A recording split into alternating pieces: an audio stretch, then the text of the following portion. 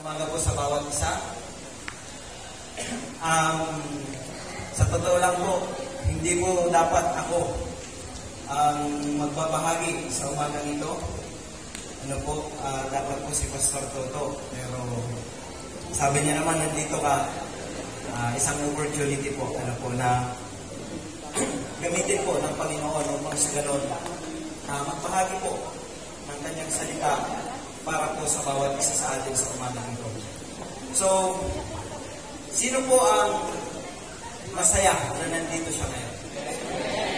Sino po ang nakinig talaga sa message kagabi? Well, nakinig ba talaga? So, nakita niyo na yung word niyo. Tatlo na lang yung nag-amen. So, nakita niyo na yung word niyo. Nakita niyo na kung ano talaga, sino talaga tayo sa harapan ng ating Panginoon. So, sa umaga po ito, bago po ako magdako sa salita po ng Panginoon, nag-request po ang ating OIC registrar po ng Messengers of the Cross Bible College, ang ating pong Bible School sa Cabalaon yun. Kasi alam niyo po, sa ilang distrito po ng Assemblies of the Firstborn sa Philippine District po, Samsor, Siblanan District lang po ang walang estudyante sa ating pong Bible School. So gusto ko pong i-promote sa umagang ito sa mga young people na tinatawag ng ating Panginoon. Ang Messengers of the Cross Bible College ay open po sa lahat ng ating mga kabataan. So, may this July 30, kung hindi po ako nagkakamali, July 30 po ang enrollment ng Messengers of the Cross Bible College. Naalala niyo po yung 2022, nung first na pumunta kami dito, nag-challenge po, di ba, yung mga kasama ko noon ng mag-Bible School. Ganon din po yung ginawa namin noon sa MISO. Nag-challenge din kami. At meron pong 2 young people ang nag-response. At this coming school year po ng Messengers of the Cross Bible College, sila po ay graduating na. Graduating na po yung 2 taga-Mindanao sa atin pong MCBC, mga kapatid. So, I want to encourage lahat ng young people na hindi yung feeling nyo lang mayroon kasi yung feeling ko, tinatawag ako. Yung nararamdaman nyo na tinatawag kayo ng Panginoon, inilalagay sa puso nyo ng Panginoon yung bigat ng ministry na maglingkod sa ating Panginoon, ng ating pong Messengers of the Cross Bible College ay open. At ang good news po doon, yung 2 taga-Mindanao po na nag-aaral doon, hindi po sila pinahirapan ng Panginoon. Bakit po? Nagkaroon po kagad sila ng sponsor. Great mission po sila at the same time, may monthly allowance pa. So, yung mga young people dyan, mag-mention niya ako, Brother Gildin, no? Brother Gildin, sino yung mga tinatawag dyan? Para sa lahat po yan, welcome po kayo sa Luzon, sa Messengers of the Cross Bible College. So, siguro po, si Pastor Remy na magdadagdag ng iba. Basta, kung pakiramdam nyo, alam nyo na tinatawag kayo ng Panginoon, isa lang yung sasabihin ko, hindi nyo matatakasan yan. So, ngayong umaga po, tayo po ay lumago. Mag-exhort lang po ako kasi yun lang yung inihanda ko. Kasi yung nakita ko po sa page, may mga lecturer and speakers na po. So, sabi ko, pupunta ako doon kung sakaling tawagin na magsalita, exhortation lang. Kaya mag-exhort lang po ako sa umaga nito, mga kapatid. Pero kung if you have your Bible, please open po in the book of 2 Peter chapter 1, verse 3 and 4. Sige po, kung meron po kayong Bible, pakibuksan po sa 2 Peter chapter 1, verse 3 and 4. Mga kapatid, dito po tayo, ito po yung text na gagamitin po natin. Ang sabi po dito, His divine power has given us everything we need for life and godliness through the full knowledge of the one who called us by His own glory and excellence. Verse 4, through this He has given us His precious and wonderful promises, so that through them you may participate in the divine nature, seeing that you have escaped the corruption that is in the world caused by evil desires. Sa Tagalog, ganito po ang sabi: tinanggap na natin sa pamamagitan ng kapangyarihan ng Diyos ang lahat ng bagay na magtuturo sa atin upang tayo'y mamuhay na makadiyos. Ito'y dahil sa ating pagkakilala kay Jesus, na siya rin tumawag sa atin upang bahaginan tayo ng kanyang kaluwalhatian at kadakilaan. Sa paraan ito ay binigyan niya tayo ng dakila at napakahalagang pangako upang makaiwas tayo sa nakakasirang pagnanasa sa sanlibutan ito, at upang makabahagi tayo sa kanyang likas bilang Diyos. Thank you po.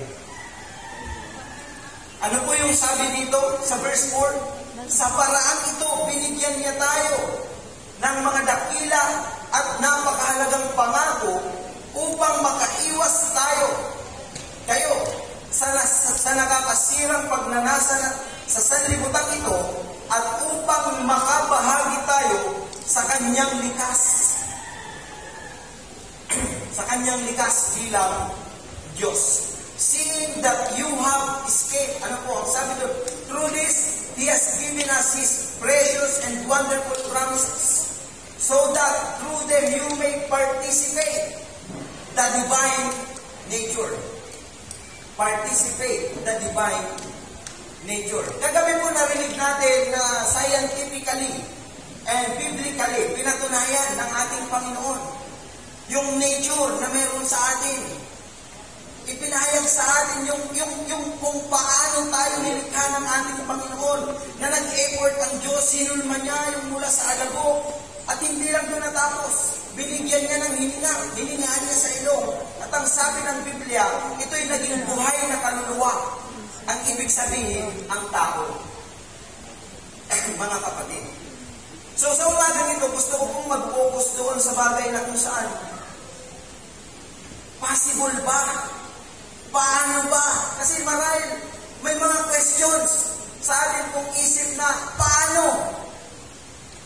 Sa papaanong paraan?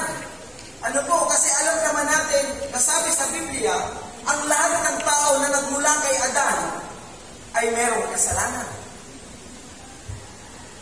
Diba? Kasi nagkasala si Eva at si Adan, pinaalis sila sa hardin ng Eden, mga kapatid. Pinaalis sila doon, nagkasala sila. At ang lahat ng tao na nagmula kay Adan ay merong dungis ng kasalanan. Merong bahid ng kasalanan. Nagkakamali, nagkakasala. So, yung divine nature, nandyan lang yan sa atin. Nandyan yan sa atin. Pero bakit nagkakasala tayo? Pero bakit ganito yung nangyayari sa atin, mga kapatid? So dito, meron pong mga mahalagang points na makikita po natin dito sa 2 Peter chapter 1 verse 3 to 4. Ang una po dyan, God's power has granted us very great promises. Merong pangako ang ating Panginoon concerning our salvation. Diba? Nung nagkasala ang tao, si Eva at si Adan, nakita po nila yung kakulangan sa kanilang sarili. Kaya ang ginawa nila doon sa Genesis chapter 3 verse 7, nagtagpi sila ng mga dahon ng puno ng igos upang takpan ang kanilang kahubaran. Tama? Pero sa chapter 3 verse 21, makikita po natin doon na nung sila ay pinaalis sa Garden of Eden, mga kapatid, yung prinaway nila na pagtakip sa kanilang kahubaran, pinalitan ng Diyos. Tama? Pinalitan po ng Diyos mula sa balat ng hayop. Sa balat ng hayop, nagkatay ang Diyos. Pinatulo niya ang dugo ng hayop upang sa ganon, takpan ang kahubaran ng tao sa harapan ng ating Panginoon. So meron pong pangako ang Diyos patungkol sa ating salvation na ginawa po ng ating Panginoong Jesucristo. Pangalawa, it is through those promises that we are made partakers of the divine nature. Dahil ngayon sa pamamagitan ng pangako ng Diyos, ginawa niya tayong partakers, mga kapatid, ng divine nature ng ating Panginoon. Bagamat nasira yun, nung nagkasala ang tao, nawala yun, nakat yung connection, pero binalik po yan ng ating Panginoon dahil yun po ay ipinangako niya sa bawat isa sa ating mga kapatid. Pangatlo, being partakers of divine nature involves escaping the world's decay and rising above sinful desires. Dapat hindi ka nananatili doon sa makasalanang nature. Diba, ang sabi po ng Ephesians, wala po akong outline kasi mag-i-exhort lang ako. Sabi po ng Ephesians, chapter 4, verse 22, ang sabi doon ni Apostle Paul, take off your old nature na nadudungisan ng kasalanan lust of the flesh. Maraming uri ng kasalanan ang nakakasakop, mga kapatid, sa ating pong old nature. Dito po sa pangatlong, makikita po natin dito sa 2 Peter, being partakers of the divine nature of God, mga kapatid, involves escaping the world's decay and rising above sinful desire. Dapat hindi na tayo naaalipin ng ganong uri ng mga kasalanan. Hindi na tayo naaalipin ng mga ganong bagay, mga kapatid, sa ating mga buhay. Simple lang, na-activate ulit yung divine nature natin nung nagkasala ang tao, nung tinanggap natin ang ating Panginoong Jesucristo bilang Panginoon at tagapagligtas ng ating buhay. Nagkaroon ulit ng connection, mga kapatid. At dito makikita po natin na kung saan sa ating pong human nature, di ba, si Apostol Pablo mismo nagsabi, bakit yung mga bagay na ayaw kong gawin, yun yung nagagawa ko. Yung mga bagay na ayaw kong gawin, na gusto kong gawin, yun yung hindi ko nagagawa, mga kapatid. So dito makikita po natin, when we believe in our Lord Jesus Christ, we are saved. Tama? Saved tayo. Saved tayo kasi yun yung pangako ng ating Panginoon. At dito makikita po natin yung mga evidences na tayo ay saved at talagang na-activate yung divine nature sa atin sa pamamagitan po ng mga bagay na ito. Una, as partakers of divine nature, believers do not have to follow the same nature anymore. Ano po? Tayo daw po bilang partakers of the divine nature ng ating Panginoon, ano po, tayong mga mananampalataya, dapat hindi na natin sinusunod yung sin nature. Hindi na dapat natin sinusunod yung sin nature, mga kapatid, anymore, kahit kailan. Hindi na tayo nagpapasakop sa ating pong kaligtasan at our salvation, mga kapatid, at salvation, our old nature is defeated. Talo na yun. Bagsak na yun. And we receive a new divine nature that desires the things of God. Dapat merong pagbabago nung tinanggap natin ang ating Panginoon, yung old nature na deactivated, yung divine nature of God na nasa atin. Dapat napalitan yun at na-activate na kung saan ang dinidesire na lang ng puso natin yung mga bagay na nakalulugod sa harapan ng ating Panginoon. Kaya kung walang ganong desire sa atin, i-check natin yung sarili natin, baka hindi totoo yung pagtanggap po natin, mga kapatid. Makikita po natin yan sa 2 Corinthians chapter 5, verse 17. Ang sabi doon, if anyone is in Christ, he is a new creation. The old has gone, and the new has come. The old has gone. Tingnan mo nga yung katabi mo, yung mukha ng bago. Old pa rin. The old has gone. Hindi po yung itsura. Bago na siyang nilalang. Mga kapatid, we love what He loves and we hate what He hates. Gusto na natin kung ano yung gusto ng Diyos at kinamumuhian na natin kung ano yung kinamumuhian ng ating Panginoon. Mga young people, tandaan natin ito ha. Kung totoong na-activate yung divine nature of God na isinama niya, yung narinig natin kagabi sa JNA, kung totoong na-activate po yun sa buhay natin, we love what He loves and we hate what He hates. Amen? Kung totoo, mga kapatid. Alam niyo po kanina, nagkukwentuhan kami ng mga pastor, sabi ko, ang nakakalungkot sa panahon ngayon, maraming Kristiyana. Alam niyo ba yung Kristiyana? Ha? Yung mga Kristiyanong naturingan, pero namumuhay sa kadiliman.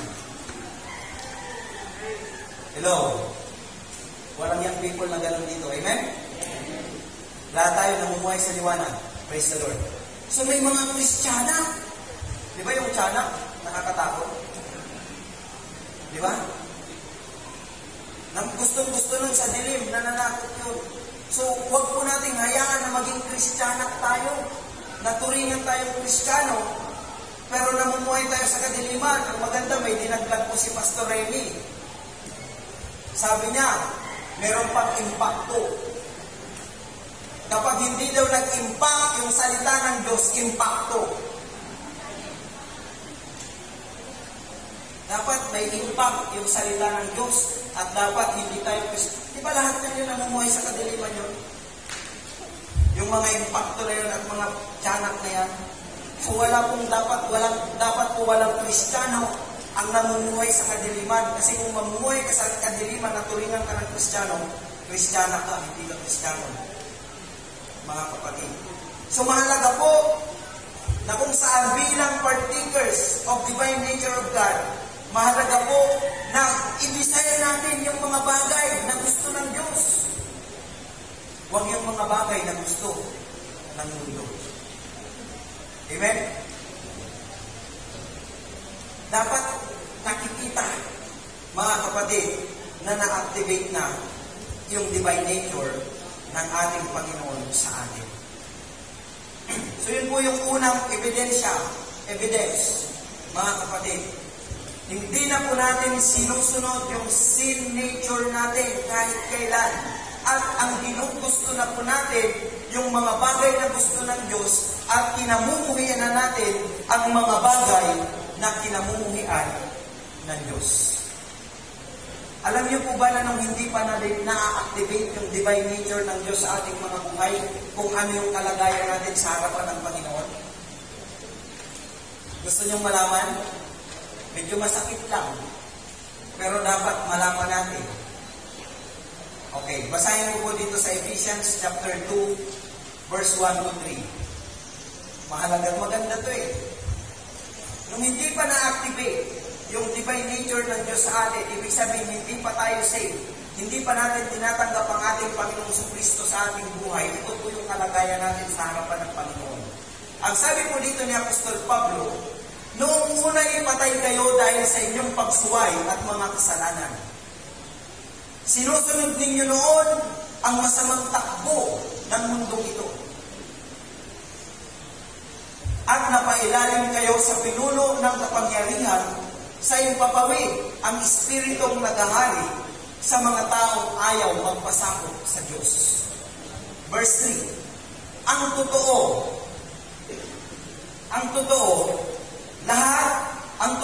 lahat ay dati rin namuhay ayon sa pagnanasa ng ating laman at sumusunod sa mga hilig ng katawan at pag-iisip.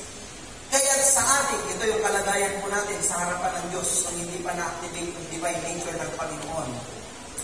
Kaya sa ating likas na kalagayan, kabilang tayo sa mga taong kinapuputan ng Diyos. Kabilang tayo sa mga taong kinapuputan ng Diyos. Sakit, no? Pero, Praise the Lord. Amen.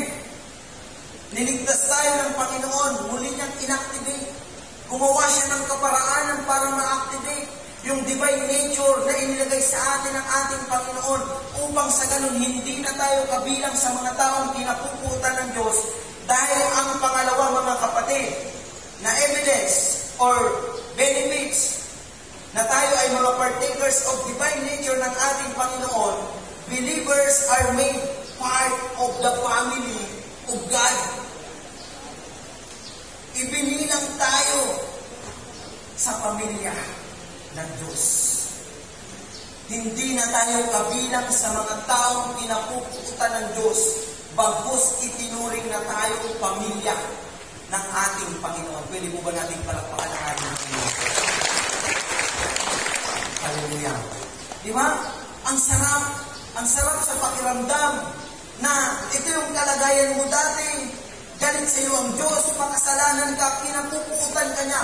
Pero dahil gumawa siya ng kaparaanan para yung divine nature na inilagay niya sa atin, ma-activate, hindi lang yun. Ibinilang ka pa na maging pamilya, makabilang sa pamilya ng Diyos. John 1:12. Ngunit ang lahat ng nanalig at tumanggap ay binigyan ng karapatang tawaging anak ng Diyos. And this result, mga kapatid, in a changed life, makikita po natin sa John chapter 3 verse 9 says, no one who is born of God will continue to sin.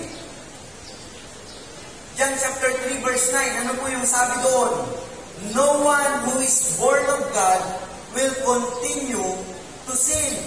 Wala daw po na ipinanganak ng muli sa ating Panginoon. Ibig sabihin na born again, na regenerate, tinanggap na natin ang ating Panginoon ang nagpapatuloy sa pagkakasala.